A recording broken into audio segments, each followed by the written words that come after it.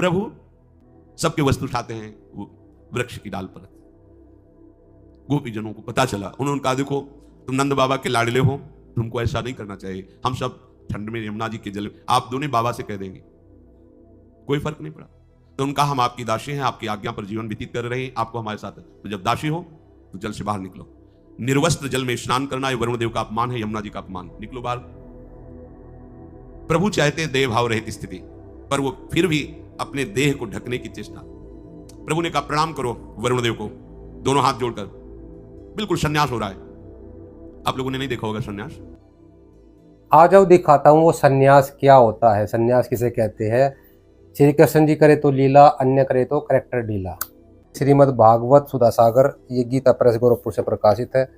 इसके अंदर कहते हैं दशम स्कंद 22वां अध्याय पेज नंबर 745 पे उन्होंने अकेले ही उन गोपियों के सारे वस्त्र उठा लिए श्री कृष्ण जी ने।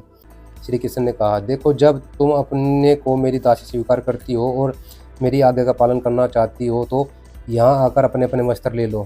परीक्षित, भगवान की ऐसी बातें सुनकर वे अपने दोनों हाथों से गुप्त अंगों को छिपाकर यमुना जी से बाहर निकली।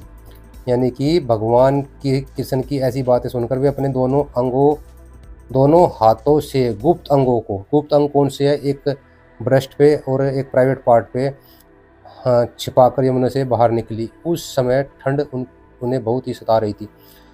उनको अपने पास आई देखकर उन्होंने गोपियों के वस्त्र अपने कंधे पर रख लिए और बड़ी प्रसन्नता से मुस्कुराते हुए बोले, अरे गोपियों, इसमें संदेह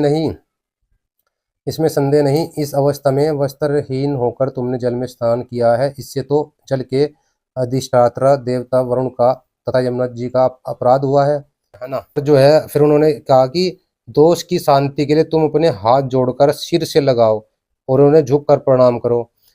तदंतर अपने अपने वस्त्र ले लो। यानी कि जो प्राइवेट पार्ट